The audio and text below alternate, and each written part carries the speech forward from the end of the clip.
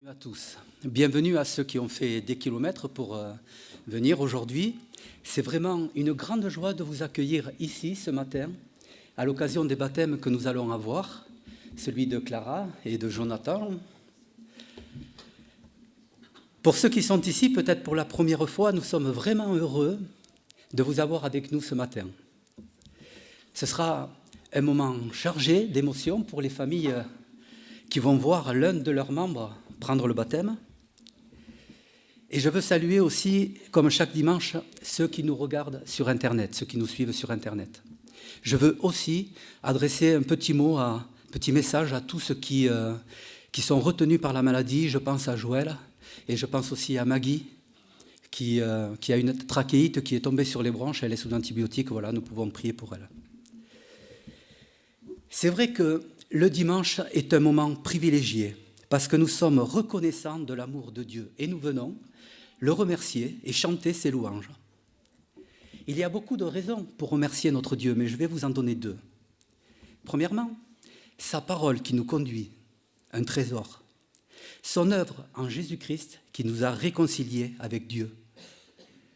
Alors si le dimanche est l'occasion de nous rassembler, comme nous le rappelait Ludovic la semaine dernière, c'est tous les jours que nous bénéficions du privilège de sa présence. Et je peux vous assurer que c'est une vie passionnante. Alors tout de suite, je vous invite à vous lever pour chanter ce premier chant, « Je ne sais pourquoi dans sa grâce ». Il va s'afficher.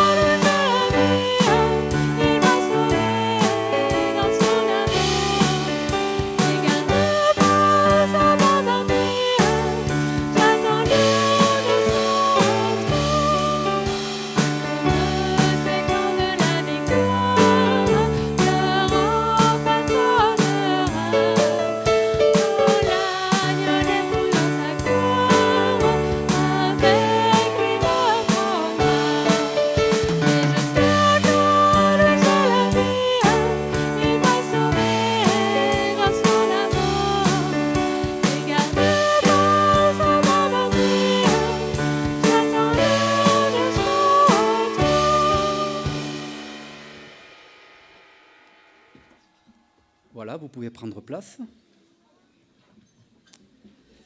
J'aimerais partager avec vous quelques versets dans l'évangile de Matthieu, au chapitre 11, les versets 2 à 6.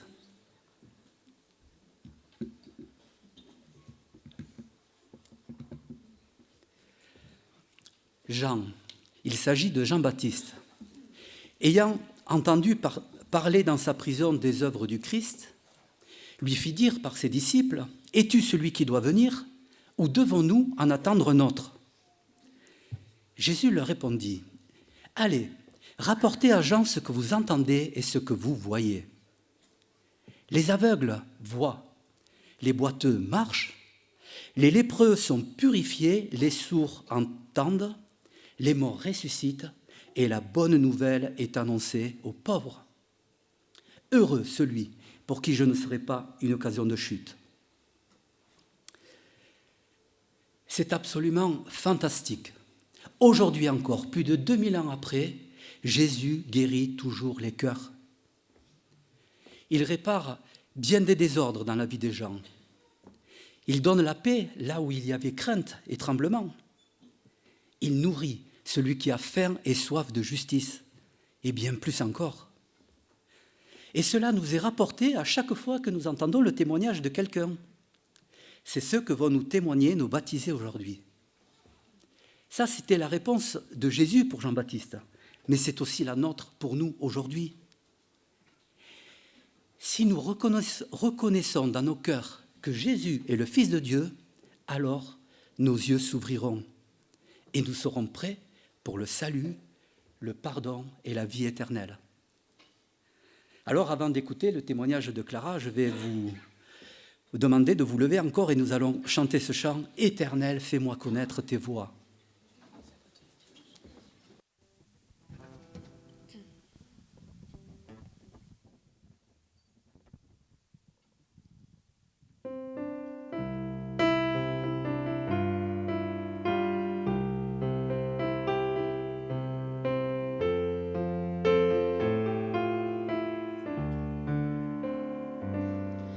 Éternel, fais-moi connaître tes voies. Enseigne-moi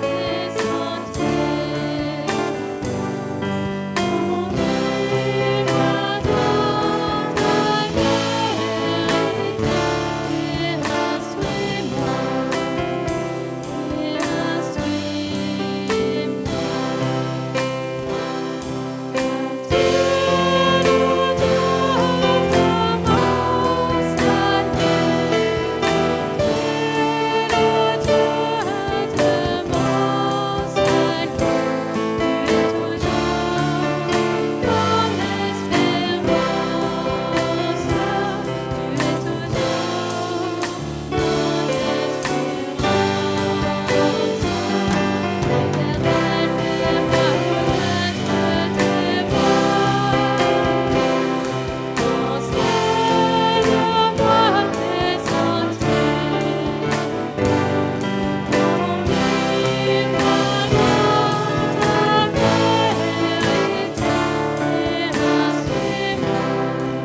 Conduis-moi dans ta vérité. Instruis-moi.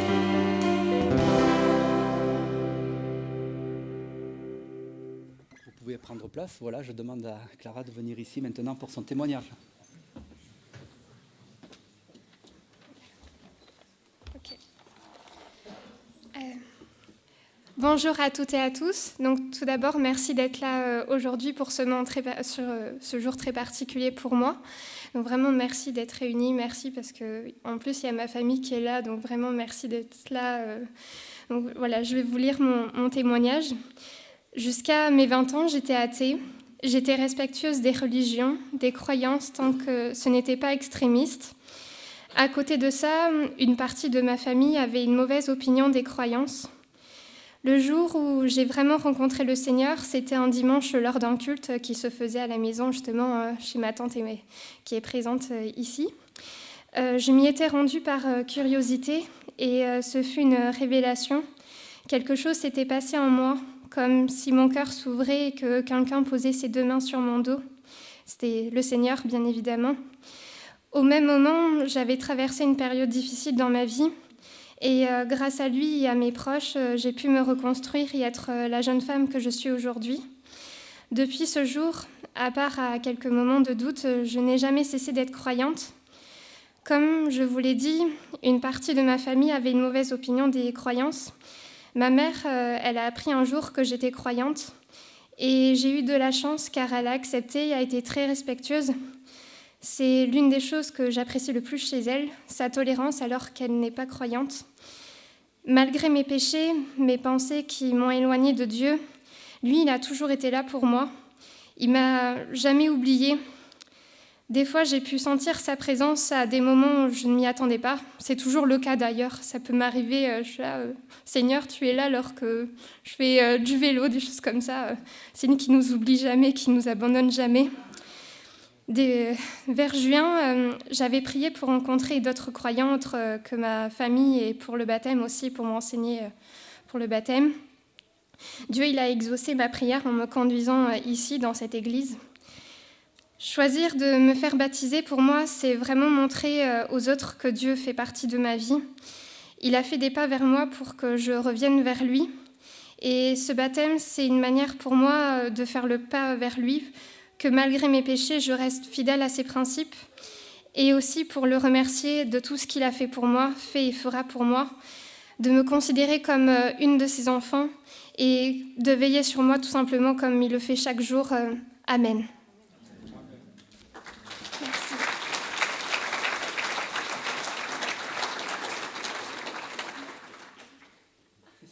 Ah, pardon. C'est pour...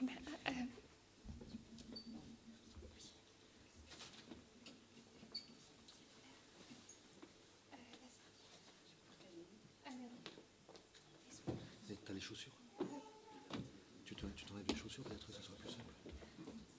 T'as pas ton téléphone sur toi? Non, non, il est dans mon Tes petites lunettes, tu peux les poser. Merci.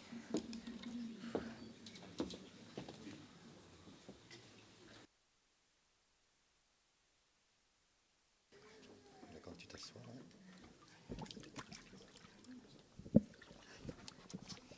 Alors Clara, tu nous as témoigné que tu as accepté le Seigneur Jésus dans ta vie comme ton sauveur et ton Seigneur personnel. Oui. Et tu veux le suivre et marcher avec lui tous les jours de ta vie. Oui. Alors sur ton témoignage, j'ai la joie de te baptiser au nom du Père, du Fils et du Saint-Esprit.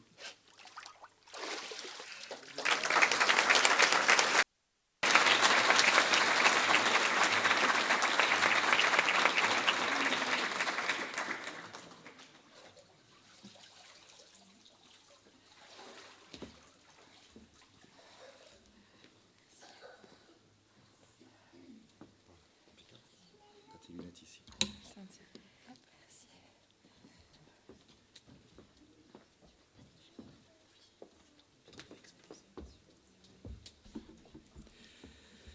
Merci beaucoup à Clara pour son témoignage très touchant et la confiance qu'elle place en son Dieu. Merci beaucoup. Clara a choisi comme chant « Ô prends mon âme ». Je vous invite à vous lever, nous allons le chanter, il va s'afficher.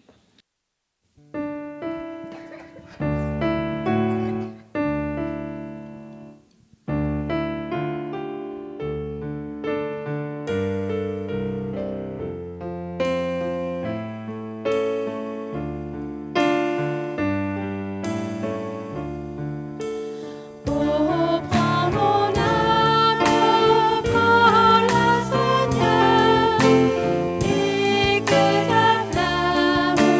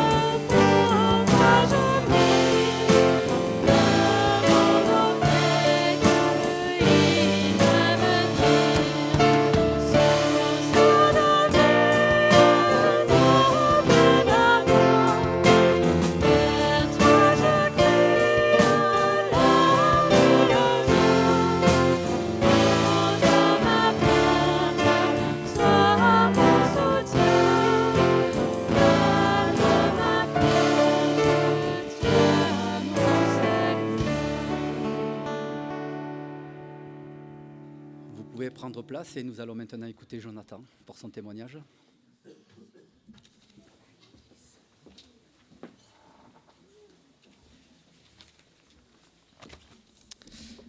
Il y a beaucoup de familles.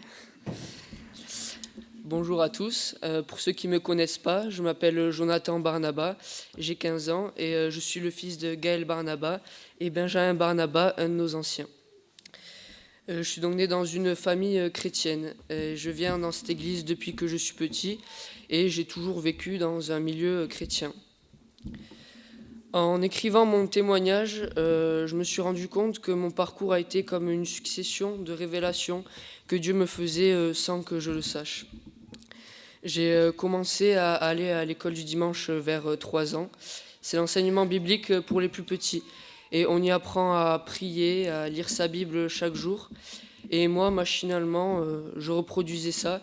Je chantais à l'église aussi. Mais tout ça n'avait pas de réelle signification pour moi. Je savais que Dieu existait, mais au final, ce que je recherchais, c'était plutôt la fierté de mes parents. Ensuite, vers 10 ans, j'ai commencé à assister aux messages des prédicateurs chaque dimanche. Et en les écoutant sur des thèmes variés, je ne comprenais pas tout et j'avais l'impression de devoir mener une vie parfaite pour être chrétien. C'était évident que j'y arriverais pas. J'entendais à longueur de temps parler du sacrifice de Jésus, mais je n'avais pas saisi tout son sens. Et j'écoutais aussi beaucoup de témoignages des baptisés et j'avais le sentiment qu'il fallait avoir traversé beaucoup d'épreuves ou avoir eu un parcours frappant pour pouvoir naître de nouveau. Donc voilà, jusqu'à mes 12 ans environ, j'avais en quelque sorte la foi en Dieu, mais pas en le salut. Ensuite, c'est une nouvelle période de ma vie qui a commencé. J'ai eu l'âge d'intégrer le groupe d'ados de l'église, et paradoxalement, le péché a commencé à prendre plus de place dans ma vie. Mais malgré tout, le groupe d'ados, un gain de maturité, les messages de Dieu, tout ça ont permis que pendant les 4 années de collège, je découvre ce que Jésus a fait pour moi. Tout a été progressif, mais j'ai remarqué que le péché avait pris une grande place dans ma vie. Mais à un moment, c'était vers la fin de l'année dernière, j'ai vraiment ouvert les yeux. Je savais que je ne pouvais pas continuer comme ça dans le péché et que ça n'allait pas. Et à ce moment-là, je lisais Romains 6, verset 23, qui dit « Le salaire du péché, c'est la mort. Mais le don gratuit de Dieu, c'est la vie éternelle en Jésus-Christ, notre Seigneur. » Donc je pense que Dieu m'a vraiment donné ce verset au bon moment, parce qu'il m'a permis de faire ce choix, de reconnaître que je suis pécheur et que c'est Jésus qui a subi ce salaire à ma place pour me sauver. Et donc je lui ai demandé pardon pour mes péchés et je lui ai ouvert mon cœur. Et puisqu'il m'a aimé le premier, je voulais lui donner mon amour en retour. J'ai appris que la meilleure façon de le faire, c'est de vivre pour lui, c'est de le suivre tout simplement. Mais ça s'apprend et moi je l'ai appris, je l'apprends encore. Je sais que j'ai beaucoup de choses à améliorer dans ma vie, comme mon engagement dans ce que je fais, assumer plus mes responsabilités, mon orgueil, le péché et bien plus. Mais dans tout ça, Dieu me transforme. Et je sais que même si je rechute, maintenant j'ai fait l'engagement d'avoir une bonne conscience envers lui. Et donc il m'aidera toujours à me relever. Je sais que c'est un gros engagement que je prends pour ma vie, de décider de suivre Jésus à 15 ans. Mais dans tous les cas, c'est le plus beau que je puisse prendre. Mais les attaques de l'ennemi sont toujours là. Et aussi, je me demandais... est-ce que je suis vraiment prêt pour le baptême? Et est-ce que je ne suis pas trop jeune ou pas encore assez mature ou assez sage? Mais il y a ce passage dans Acte 8 qui dit « Qu'est-ce qui empêche que je sois baptisé ?» Philippe dit « Si tu crois de tout ton cœur, cela est possible. » Et bien sûr, je crois maintenant de tout mon cœur en l'œuvre du salut. Et j'aimerais vous donner un dernier verset que j'aime beaucoup dans Proverbes, qui m'a vraiment aidé, qui m'a encouragé à vivre pour Dieu. C'est dans les versets 5 et 6 du chapitre 3. « Mets ta confiance en l'Éternel de tout ton cœur et ne te repose pas sur ta propre intelligence. Tiens compte de lui pour tout ce que tu entreprends, et il te conduira sur le droit chemin. Et c'est pour ça qu'aujourd'hui, je veux déclarer par mon baptême que même s'il me reste beaucoup de chemin à parcourir, Jésus, je te suivrai. Amen.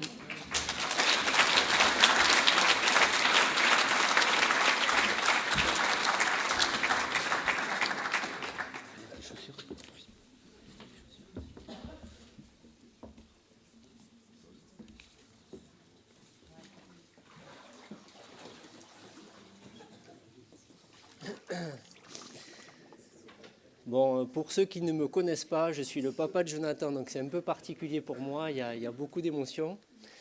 En tout cas, merci pour ton témoignage, merci pour la clarté de ton message et la façon dont tu nous as exprimé les choses. Et voilà, je suis très content de pouvoir te baptiser ce matin, puisque je t'ai vu naître 2 fois, une fois pour de vrai. Désolé. En tout cas, voilà, je te remercie pour la clarté de ton message. Je suis très heureux que tu aies toi-même compris la puissance du message du Seigneur. Et donc, je te pose cette question. Est-ce que tu crois que Dieu a envoyé Jésus-Christ, son Fils, pour nous sauver de nos péchés ? Oui. Et est-ce que tu acceptes de le suivre et de vivre pour lui maintenant ? Oui. Bon, mais j'ai la joie de te baptiser au nom du Père, du Fils et du Saint-Esprit.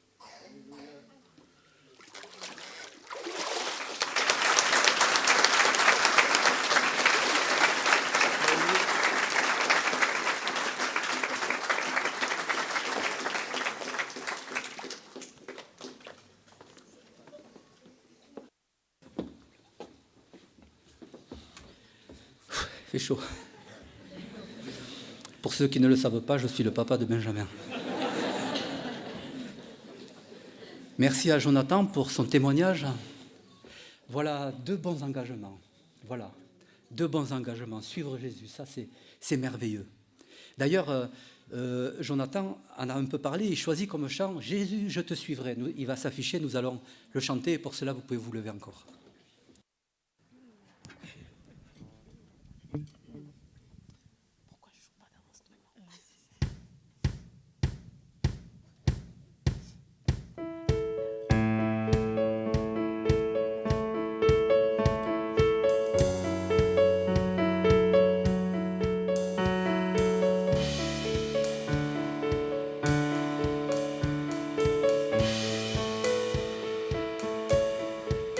Dans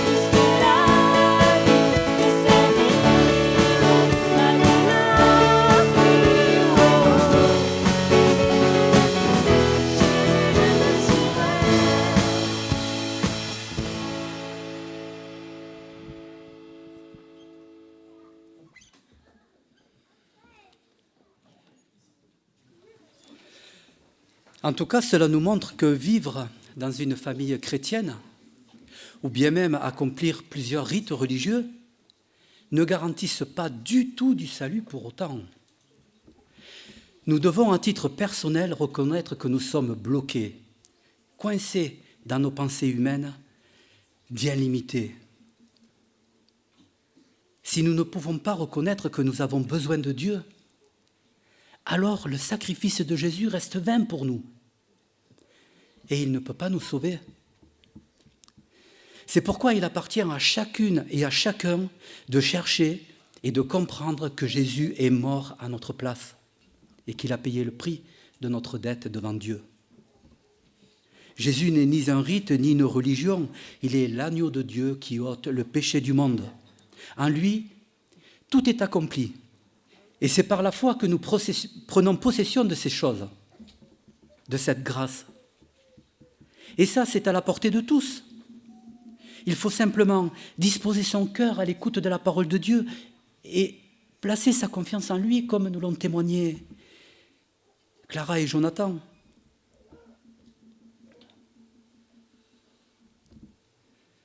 Alors ce matin, nous ne ferons pas passer le sac de l'offrande, mais si vous avez préparé une offrande, vous aurez la possibilité de la déposer dans une boîte juste à droite en sortant de cette salle. Et pour nous préparer à la table du Seigneur, nous lirons dans le passage juste avant, où Jésus a institué la Sainte Seine, l'évangile de Luc, au chapitre 22, les versets 14 à 20. L'heure étant venue, il se mit à table et les apôtres avec lui. Il leur dit : « J'ai désiré vivement manger cette Pâque avec vous avant de souffrir, car je vous le dis, je ne la mangerai plus jusqu'à ce qu'elle soit accomplie dans le royaume de Dieu. » Et ayant pris une coupe, il rendit grâce, il dit : « Prenez cette coupe et distribuez-la entre vous. Car je vous le dis, je ne boirai plus désormais du fruit de la vigne jusqu'à ce que le royaume de Dieu soit venu. » Ensuite, il prit du pain et après avoir rendu grâce, il le rompit et leur donna en disant : « Ceci est mon corps qui est donné pour vous. Faites ceci à mémoire de moi. » Il prit de même la coupe après le souper et la leur donna en disant : « Cette coupe est la nouvelle alliance à mon sang qui est répandu pour vous. » Jésus a vivement désiré manger cette Pâque avec ses disciples avant de souffrir, parce qu'il ne la mangera plus jusqu'à ce qu'elle soit accomplie à nouveau dans le royaume de Dieu. Voilà de quoi nous donner une immense tristesse pour ces souffrances, mais aussi un espoir infini, parce qu'elle sera bientôt accomplie à nouveau dans le royaume de Dieu. Et je peux vous dire que nous aussi, nous désirons vivement la manger à nouveau avec le Seigneur dans son royaume. Mais en attendant, elle a une grande valeur, parce qu'elle nous rappelle le don de sa vie pour nous et perpétue le témoignage de la nouvelle alliance. Elle n'est ni une habitude, ni un moyen de voir ses péchés pardonnés, mais c'est un acte d'obéissance, exactement comme l'ont fait Clara et Jonathan ce matin, avec le baptême. Josias nous rappelait mardi soir à l'étude biblique qu'il y a un ordre logique à ces choses. Il se trouve dans le livre des Actes, chapitre 2, versets 41 et 42. Premièrement, accepter sa parole. Ensuite, être baptisé. Et enfin, persévérer dans l'enseignement, la fraction du pain et les prières. D'ailleurs, plus rien n'empêche à Clara et Jonathan aujourd'hui de prendre ce repas. Bienvenue à vous. Si donc vous remplissez ces conditions que chacun s'est placé devant Dieu pour s'éprouver soi-même, je vous demande alors de vous lever, cela facilitera la distribution. Et je demande aux frères que j'ai sollicités tout à l'heure de venir ici pour m'aider à distribuer le pain et le vin. Et je voudrais donner encore cette petite information. Pour ceux qui nous visitent, nous avons l'habitude de nous attendre et nous prendrons le pain et nous boirons la coupe ensemble. Donc, levez-vous si vous voulez prendre ce repas. Nous voulons te remercier pour ton sacrifice, pour cette croix, Seigneur, pour ton cœur, pour ton corps meurtri, Seigneur, pour tes souffrances, Seigneur, que tu as pris pour nous, Seigneur, que tu as enduré, Seigneur, à notre place. Nous voulons venir vers toi, Seigneur, avec un cœur reconnaissant, Seigneur. Nous voulons nous humilier devant ta divine croix, Seigneur, devant ton divin sacrifice, Seigneur. Merci, Seigneur. Merci parce que tu es mort sur cette croix pour nous, à notre place. Et nous voulons vivre pour toi, Seigneur. Vivre pour glorifier ton nom, Seigneur, chaque jour de notre vie. Alors, Seigneur, nous voulons prendre ce pain, Seigneur, en souvenir, Seigneur, de ce don merveilleux, Seigneur. Au nom de Jésus, Seigneur. Amen. Prenons le pain.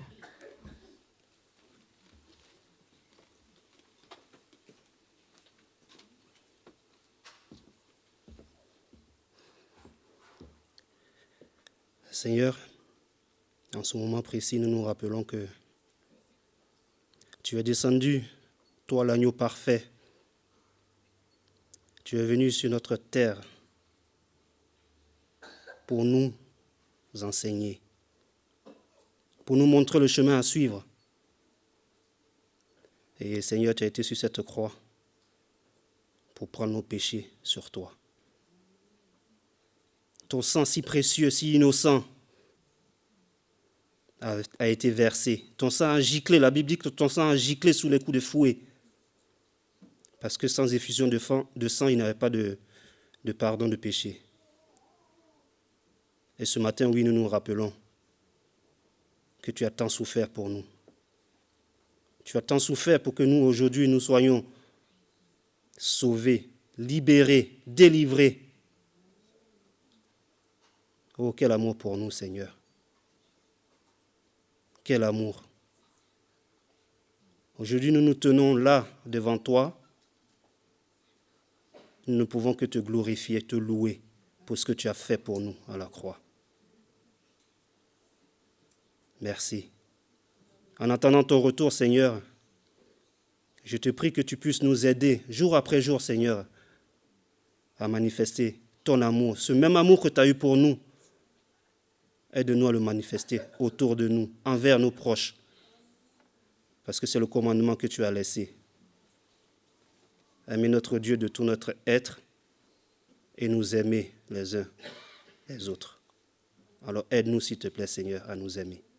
Dans le nom de Jésus. Amen. Prenons le vin.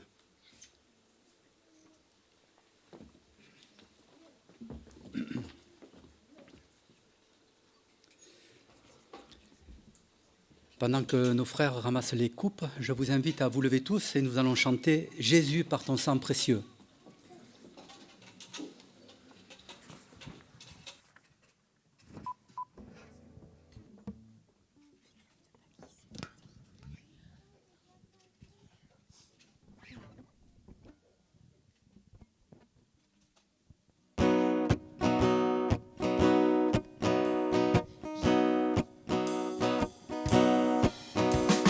Jésus par ton sang précieux, enlève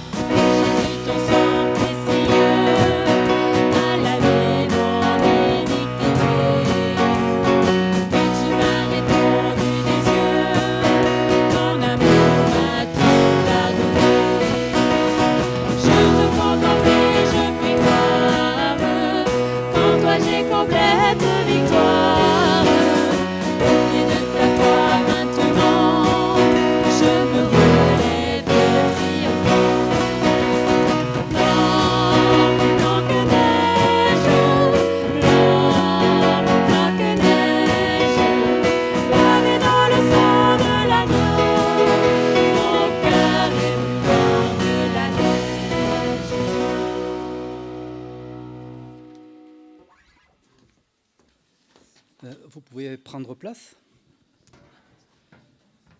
Je vois que tout a été ramassé. Donc je vais maintenant laisser la place à mon frère Georges qui va nous apporter le message de la part de Dieu.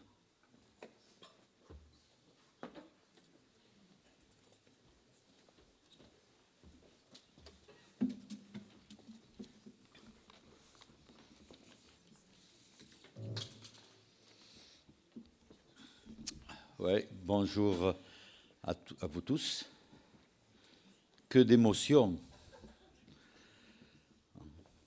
J'ai été touché d'écouter ces témoignages de notre sœur Clara, de Jonathan aussi, et j'ai été touché par ce qu'ils ont pu témoigner de ce que Jésus a fait dans leur vie. Mais en plus, j'étais touché par leur visage. Je regardais Clara quand elle est rentrée dans l'eau. Je me disais, mais elle ne va pas s'arrêter de respirer. Elle était émue.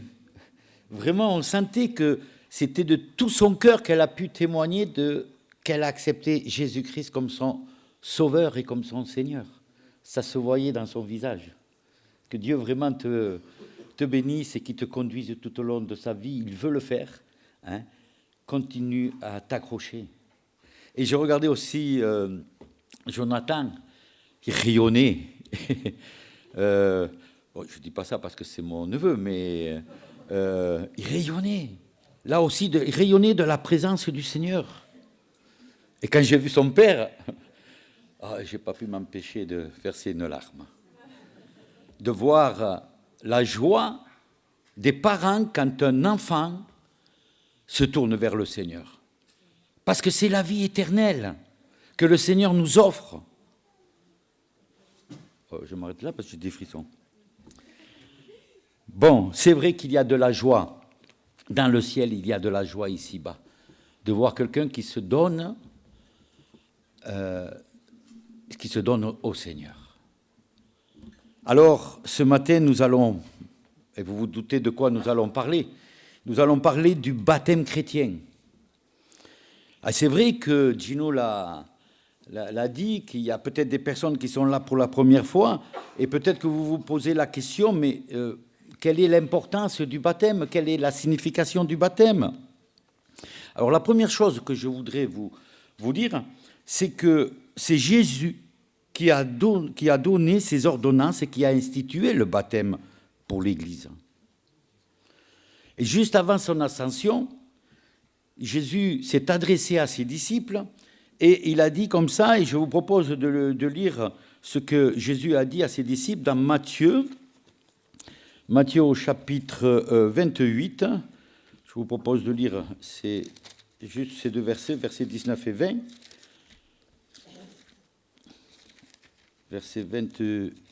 Chapitre 28, verset 29. J'ai du mal à le trouver. Voilà ce qu'il est dit. Voilà ce que Jésus dit. Allez, faites de toutes les nations des disciples, les baptisant au nom du Père, du Fils et du Saint-Esprit, et enseignez-leur à observer tout ce que je vous ai prescrit. Et voici, je suis avec vous tous les jours jusqu'à la fin du monde. Quel encouragement de savoir que Jésus est là avec nous jusqu'à son retour. Ces instructions indiquent que l'Église elle a la responsabilité d'enseigner, de parler de Jésus et de faire des disciples et de les baptiser partout dans le monde, et cela jusqu'au retour du Seigneur Jésus. Le baptême est important parce que cela vient de Jésus. Ça ne vient pas de l'Église elle-même, ce n'est pas l'Église qui a institué cela, mais ça vient du Seigneur. Et c'est vrai que Jean-Baptiste, lui, il a pratiqué le baptême. Il a pratiqué le baptême pour préparer le chemin du Seigneur en signe de repentance. Le baptême chrétien a un sens qui est beaucoup plus profond. Le baptême chrétien doit être fait au nom du Père, du Fils et du Saint-Esprit. Quand une personne accepte Jésus dans son cœur, eh bien, il est baptisé par l'Esprit et il devient membre du corps de Jésus-Christ, qui est l'Église. Nous lisons dans 1 Corinthiens au chapitre 12, verset 13, nous lisons ceci. « Nous avons tous en effet été baptisés dans un seul esprit pour former un seul corps, soit juif, soit grec, soit esclave, soit libre, et nous avons tous été abreuvés d'un seul esprit. » Le baptême d'eau est une représentation symbolique du baptême de l'esprit. Par le baptême chrétien, la personne, eh bien, elle confesse sa foi et sa décision d'être un disciple de Jésus-Christ. En passant par les eaux du baptême, eh bien, la personne, elle exprime qu'elle a foi en Jésus-Christ. Et c'est ce que vous avez entendu de la part de Clara, de la part de Jonathan. Ils ont exprimé leur foi, leur vie qu'ils veulent mettre en Jésus-Christ. Ils ont confessé que Jésus leur a pardonné leurs péchés. Le baptême chrétien représente symboliquement la mort, l'ensevelissement et la résurrection de Jésus. Et il représente notre mort aussi et notre vie nouvelle en Jésus-Christ. Vous savez, l'immersion dans l'eau du baptême, eh bien, représente la mort au péché, et quand la personne sort de l'eau, eh bien, cela représente une vie nouvelle, une vie qui a été purifiée par le Seigneur. Mais bien entendu, cela, ça fait suite au salut. Vous savez, dans Romains au chapitre 6, verset 4, la Bible nous dit « Par le baptême en sa mort, nous avons donc été ensevelis avec lui, afin que comme Christ est ressuscité des morts, pour la gloire du Père, de même nous aussi, nous marchions, ou alors nous menons une vie nouvelle. » C'est ce que représente le baptême. Quand on sort de l'eau, ben voilà, toutes choses sont nouvelles. Le baptême chrétien est un acte d'obéissance. Le baptême est un témoignage extérieur du changement intérieur qui s'est produit dans la vie, bien sûr, du croyant. Oui, c'est un acte d'obéissance au Seigneur qui a eu lieu après le salut. Et vous savez, bien que le baptême soit étroitement associé au salut, eh bien, il n'est pas nécessaire pour être sauvé de se baptiser, mais c'est un témoignage qu'ils ont voulu rendre. De nombreux passages de la Bible attestent qu'une personne doit d'abord croire au Seigneur Jésus et ensuite être baptisée. Et c'est pour cela que nous ne baptisons pas les bébés, parce qu'il y a d'abord l'acceptation du Seigneur, et après c'est un engagement qu'on prend. Et donc, on baptise les personnes qui ont accepté Jésus d'abord. Et un enfant, il n'a pas trop le choix. Parce qu'ils n'ont pas pris position encore pour Jésus. Et on le voit dans Actes au chapitre 2, ça nous a été rappelé ce matin. Au verset 41, il est dit « Ceux qui acceptèrent la parole de Pierre furent baptisés. » D'abord, ils ont accepté le message de Jésus-Christ, et ils furent baptisés. Et après, on a le verset 42, on a pu le lire, eh bien, ils persévérèrent dans l'enseignement, dans la fraction du pain, dans la prière. Et c'est vrai, toujours dans les Actes, un peu plus loin, si on continue à lire les Actes, il y a l'histoire de Philippe avec l'Éthiopien, l'Éthiopien était en train de lire le prophète Ésaïe, Ésaïe 53, et au départ, il ne comprenait pas trop. Et Philippe va voir ce Éthiopien, et il a dû tellement bien lui expliquer le message de Jésus-Christ que l'Éthiopien demande, mais qu'est-ce qui m'empêche d'être baptisé? Et Jonathan, il en a justement dit aussi. Et Philippe lui répond, mais si tu crois dans ton cœur, eh bien cela, ça peut se faire. Si tu crois dans ton cœur, tu peux être baptisé. Le baptême témoigne de l'identification du chrétien à Christ, dans sa mort et dans sa résurrection. Vous savez, partout où l'évangile est prêché et que des personnes croient en Jésus-Christ, eh bien, ils peuvent être baptisés. Nous avons 2 ordonnances de la part du Seigneur. Il y a le baptême et il y a la Sainte Seine. Vous avez pu voir que tout à l'heure, nous avons pu partager ce pain et ce vin. Ce sont 2 ordonnances qui nous renvoient toujours à la mort de Jésus, qui est au cœur de l'Évangile. Et donc l'Église, eh bien, elle obéit à ces ordonnances. Oui, le Seigneur, il a dit, faites ceci en mémoire de moi jusqu'à ce que je revienne. Ce n'est pas une habitude, ce n'est pas un rite que nous voulons le faire. Mais nous voulons simplement nous rappeler ce que le Seigneur il a fait à la croix pour chacun de nous. Pour tous ceux qui l'acceptent. Nous venons, c'est vrai, de célébrer 2 baptêmes, celui-là de Clara, celui-là de Jonathan, qui ont témoigné de leur foi. Et il est important d'expliquer le message de l'Évangile. La Bible dit que nous sommes tous pécheurs, et que le salaire du péché, c'est la mort. Nous sommes séparés de Dieu.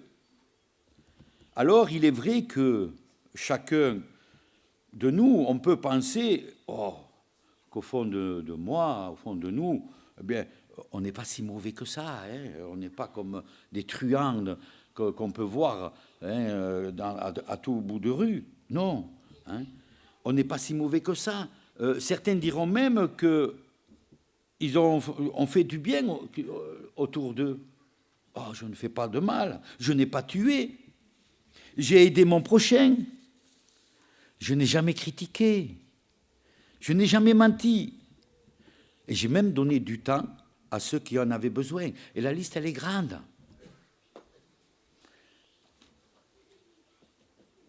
Mais si nous nous trouvons sur la balance de Dieu, on ne pèse pas grand-chose. Ce n'est pas suffisant pour être pur et sans tache. Et certains diront aussi, mais j'ai même donné de l'argent. Nous restons, quoi que nous fassions, des êtres imparfaits. L'être humain n'a aucun moyen d'être déclaré juste devant Dieu. Et Dieu le sait, Dieu le savait. Il sait dans quelle impasse nous nous trouvons, perdus. Alors, il a fait quelque chose d'extraordinaire. Il a accepté de faire la seule chose qui pouvait nous permettre de recevoir justement le pardon et la justification de nos péchés, d'être rendus parfaits à nouveau. Le seul être parfait, juste, sans péché, qui a payé le prix, eh bien c'est Jésus-Christ. Jésus a payé le prix à notre place. Il a accepté de donner sa vie en rançon pour mes fautes, pour vos fautes, pour nous sauver. Il a reçu à notre place la mort qui méritait tout le mal que nous pouvons commettre. Mais vous savez, en tant que Dieu lui-même, en tant que fils de Dieu, il n'est pas resté dans le tombeau. La mort n'a pas pu le garder, il est ressuscité. Christ est vivant, car il est le chemin, la vérité et la vie. Quand j'étais jeune, je m'étais posé une question. Quand je me rappelle, j'étais apprenti, je travaillais dans le bâtiment, alors bon, j'avais des notions aussi de l'Évangile, et moi je disais à mes collègues, oui, moi je crois en Dieu. Alors on se moquait de moi, mais Dieu, mais arrête tes conneries. Et je leur ai dit, mais la question que je me pose, je me dis, voilà, si c'est vrai et que je me tourne vers Dieu, j'ai tout gagné. Par contre, si ce n'est pas vrai, qu'est-ce que je perds? Je ne perds rien, parce que quand on vit avec le Seigneur, ce n'est pas qu'on soit parfait, mais le Seigneur nous donne sa paix. Il y a de la joie dans notre cœur, parce qu'on sait qu'il est là malgré les circonstances. Alors, je m'étais dit, je ne perds rien. Je vais c'est par la grâce de Dieu qu'essayer de continuer à le connaître davantage. Vous savez, nos frères qui ont pris le baptême ce matin et qui ont remis leur vie entre les mains de Jésus et qui maintenant montent sur la balance, eh bien cela, ça suffit. Tout à l'heure, nous avons chanté un cantique, blanc plus blanc que la neige, je suis justifié par le sang de Jésus. Oui, sur la balance de Christ, sur la balance de Dieu, quand nous montons sur la balance avec Jésus, eh bien, ça suffit pour Dieu. Et si ça suffit pour Dieu, eh bien, ça suffit pour nous. Si aujourd'hui quelqu'un croit être sauvé par ses œuvres, par ce qu'il fait, ben excusez-moi de vous dire, il se trompe. Mais si tu viens à Jésus-Christ, si tu crois en sa mort et à sa résurrection, eh bien alors tu reçois le pardon de tes péchés. Car le sang versé de Jésus à la croix te justifie de tout péché. C'est le sang de Jésus qui nous purifie. Je vous propose de lire dans 1 Jean chapitre 1, versets 5 à 9. L'épître de Jean, 1 Jean. Alors, je m'étais mis, pour aller plus vite, à rechercher, mais j'ai perdu mon bout de papier, mais j'y arrive. 1 Jean, chapitre 1, verset 5, on va le lire jusqu'à 9. La nouvelle que nous avons apprise de lui et que nous vous annonçons, c'est que Dieu est lumière et qu'il n'y a point en lui de ténèbres. Si nous disons que nous sommes en communion avec lui et que nous marchions dans les ténèbres, nous mentons et nous ne pratiquons pas la vérité.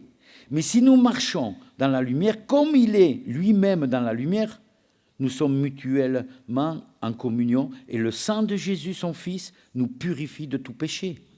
Si nous disons que nous n'avons pas de péché, eh bien nous nous séduisons nous-mêmes et la vérité n'est point à nous. Si nous confessons nos péchés, il est fidèle et juste pour nous les pardonner et pour nous purifier de toute iniquité. Ça, c'est une promesse, c'est la parole de Dieu. Alors peut-être que vous allez me dire, quoi ?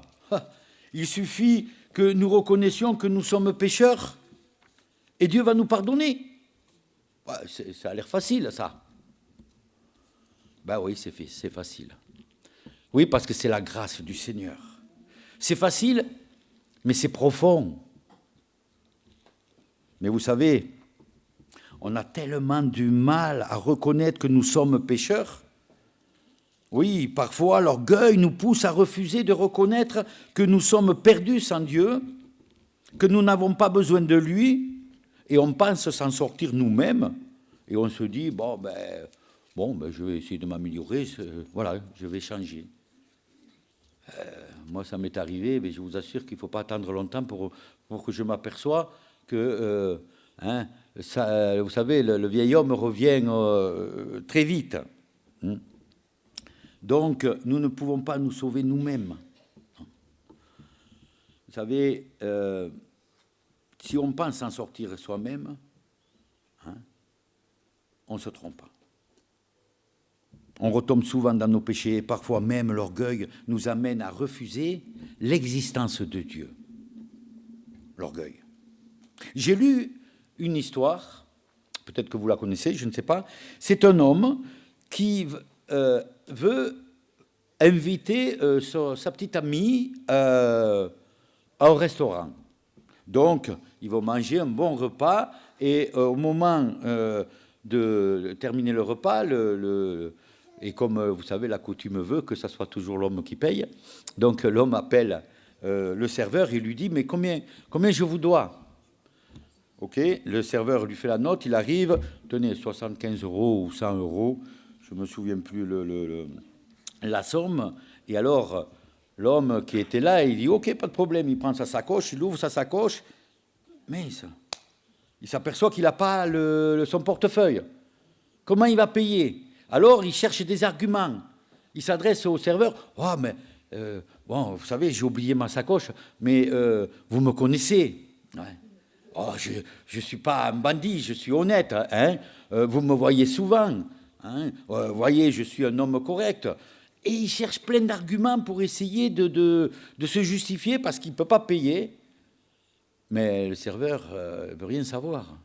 Monsieur, ça vous fait 75 €, s'il vous plaît. Et l'amie qui était à côté, qui a vu ce qui se passait, elle lui dit, mais si tu veux, je peux payer l'addition pour toi. L'orgueil, des fois, de l'homme, il ne veut pas trop. Mais vous savez, cette histoire, hein, avec Dieu, c'est la même histoire. C'est la même histoire. Nous n'avons aucun moyen de payer l'addition de notre vie de péché, hein, et le prix de nos péchés sont trop élevés pour nous. Nous ne pouvons pas nous payer, hein, l'addition. Mais Dieu veut se tenir à notre table. Dieu veut se tenir aujourd'hui à ta table, hein, en face de nous, en face de toi, et il nous dit, ben, si tu veux, je veux payer l'addition à ta place. Hein, je vais payer l'addition de tes péchés. Je suis venu pour ça. Hein, admets-le. Reconnais-le. Si tu te tournes vers moi et que tu me le demandes, eh bien, je payerai l'addition à ta place. Parce que Dieu le Père m'a envoyé pour cela. Si tu me le demandes avec humilité, avec sincérité de cœur, parce que Dieu connaît le cœur. La Bible nous dit qu'on peut tromper l'homme, on ne trompe pas Dieu. Dieu connaît ton cœur. Notre frère ce matin, Jonathan comme Clara, ont témoigné de cela. Ils ont déclaré que Jésus a payé leurs dettes et qu'ils ont cru au pardon de Dieu parce qu'ils se sont approchés, parce qu'ils se sont donnés. J'ai noté d'ailleurs quelque chose quand Clara elle a dit montre que Dieu fait partie de sa vie. Et elle a voulu qu'on chante le cantique « Oh, prends mon âme ». Source de vie, de paix, d'amour, vers toi je crie. Elle a crié vers son Seigneur. Et le Seigneur a répondu. Hein? Gloire à Dieu, effectivement. Dieu répond à la prière des personnes qui ont le cœur vrai, sincère, humble. Et Jonathan, j'ai aimé, je me suis noté qu'il a dit je lui ai ouvert mon cœur. C'est ce que tu as dit. J'ai ouvert mon cœur à mon Seigneur. Et le chant, vous vous rappelez le chant qu'il a choisi? Jésus, je veux te suivre. Hein? Jésus, je veux te suivre. Ça, c'est un disciple. Ça, c'est ce que Dieu veut, que nous puissions le suivre. Alors, le baptême, hein, qui symbolise le renoncement du péché, le pardon en Jésus-Christ et la résurrection dans une vie nouvelle en tant que disciple de Jésus-Christ. En tant que disciple de Jésus-Christ, hein, pas seulement qu'en tant que croyant, hein, mais en tant que disciple. Vous savez, tout homme et femme, ici, on aspire à avoir le salut, à avoir la vie éternelle. On n'y pense pas trop. Mais vous savez, on y pense surtout quand il y a une cérémonie où il y a un enterrement. Là, on commence à se poser des questions. Et dans Ecclésiaste, au chapitre 3, verset 11, il nous est dit que Dieu a mis dans le cœur la pensée de l'éternité de chacun de nous. Est-ce que vous n'aspirez pas au salut? Hein? Mais peu de gens veulent le suivre comme disciple. On veut bien croire, mais on ne veut pas suivre Jésus comme disciple. Pourquoi? Pourquoi? Eh bien, parce qu'il y a un prix dans la vie d'un disciple. Il y a un prix. Jésus a dit dans Luc au chapitre 9, verset 23, voilà ce qu'il nous est dit, « Si quelqu'un veut devenir mon disciple, qu'il renonce à lui-même, qu'il prenne sa croix chaque jour et qu'il me suive. » Jésus, je te suivrai. Waouh! Qu'est-ce que cela veut dire? Ça veut dire qu'il y a quelque chose qui doit mourir en eux, en nous. Hein? C'est peut-être une mauvaise habitude, c'est peut-être des fausses idées qu'on s'est fait de Dieu. Hein? C'est peut-être un objectif qu'on a pris et qui n'est pas approuvé par Dieu. C'est tout ce qui se met en travers d'une relation avec lui, avec Jésus-Christ, tout ce qui peut nous couper. La priorité principale en tant que disciple est de ne pas vivre pour ses propres intérêts, pour ses propres plaisirs, mais de vivre pour lui et de se dédier à lui, de vouloir le connaître davantage chaque jour.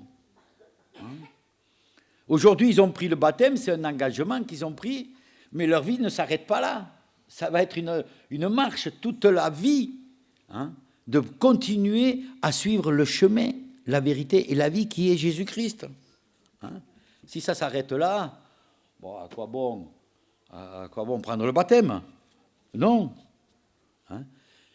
C'est comme, vous savez, c'est comme le mariage. Quand quelqu'un se marie, qu'est-ce qui se passe? Ils se rencontrent, il y a eu des sentiments qui se sont faits, il y a eu de l'amour qui se sont faits, et ils veulent faire leur vie, toute leur vie ensemble. Et donc, ils décident de se marier. Et ils passent devant le maire, hein, et les futurs époux se font des promesses. Alors là, je m'adresse à ceux qui sont mariés. Hein, quelle promesse tu as fait à ton épouse? Hein, qu'est-ce que tu as fait, la femme, quelle promesse tu as fait à ton mari? Oh, je te promets de te protéger jusqu'à la fin de ma vie. Hein? Et ils témoignent publiquement devant les amis, devant la famille. Le baptême, c'est un peu ça. Ils ont voulu témoigner devant la famille, hein, comme quoi ils veulent suivre Jésus-Christ. Donc, quand on met notre foi en Jésus, juste, je voulais dire aussi, vous savez, Jésus a dit à Nicodème, tu dois naître de nouveau. Hein? Ça ne veut pas dire qu'il devait renaître dans le ventre de sa mère. Non, tu dois naître de nouveau, c'est-à-dire que ta vie maintenant avec le Seigneur, elle est nouvelle. Toutes choses anciennes sont passées. Nos erreurs, nos façons de penser et tout, c'est fini ça. Bien qu'attention, nous devons veiller parce que Satan, lui, vous savez, lui, il croit en Dieu. Ah oui, lui, il croit, hein, mais il tremble. Hein. Alors, nous, ce n'est pas qu'en tant que croyants que nous voulons suivre Jésus, c'est en tant que disciples. D'ailleurs, Jésus, qu'est-ce qu'il a dit dans Matthieu? Il n'a pas dit allez, faites partout des croyants. Non, non, des disciples. Quand on prend le baptême, c'est parce qu'on veut devenir disciple, je veux suivre mon Seigneur. Vous savez, quand on met notre foi en Jésus, on devient un chrétien et on marche en tant que disciple. Alors, eh oui, si tu crois dans ton cœur, cela est possible. C'est ce que Philippe a dit, hein, à l'Éthiopien. Le baptême est un signe visible d'une réalité invisible.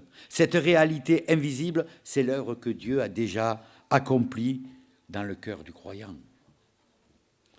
Par son baptême, le chrétien confesse et proclame de manière visible que Dieu a pardonné son péché et que maintenant, il veut marcher avec Jésus. Le baptême est le signe visible de l'engagement d'une bonne conscience envers Dieu. Par le baptême, le chrétien s'engage publiquement, hein, devant vous à suivre Jésus, à lui obéir et à le servir et à devenir son disciple.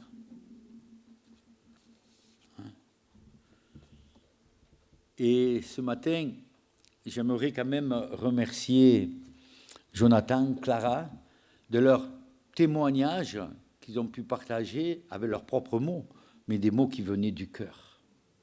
Ils ont expliqué ce qu'a été leur vie, hein, et que quand Jésus-Christ s'est présenté, eh bien, ils ont ouvert leur cœur. Alors je voudrais dire que peut-être, vous qui êtes là pour la première fois, n'hésitez pas, admettez-le, reconnaissez que c'est Christ que nous prêchons. Nous ne voulons pas prêcher pour remplir la salle, non.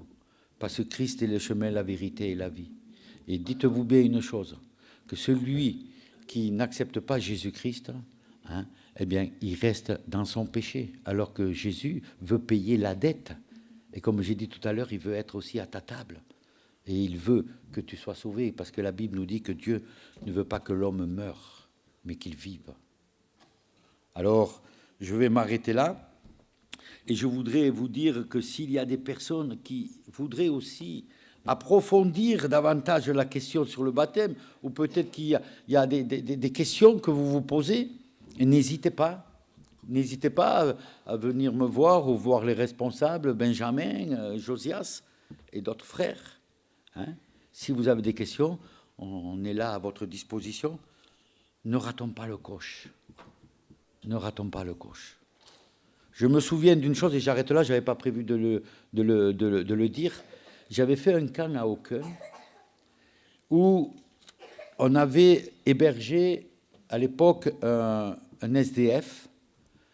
On l'avait là depuis 2 ou 3 semaines. Je ne sais pas si mes enfants se rappellent, il s'appelait Daniel.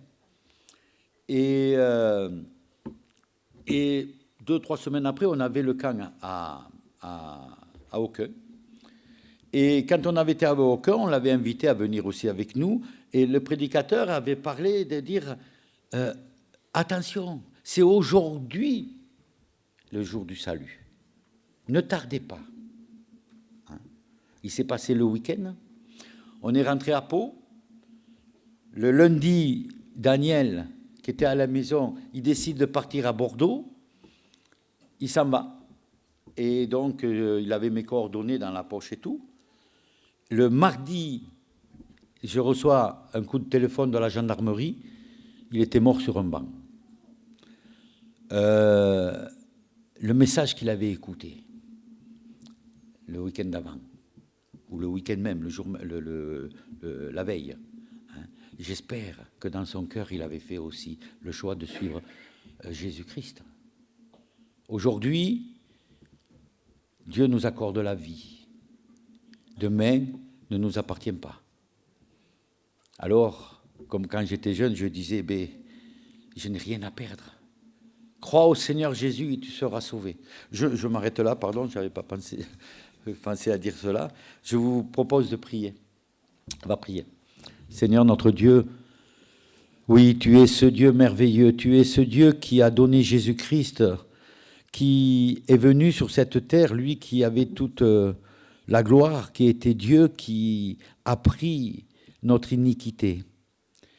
Dieu a tant aimé le monde qu'il a donné son Fils unique afin que quiconque croit à la vie éternelle. Ta parole est la vérité. Le ciel, la terre passeront, mais tes paroles, Seigneur, demeurent.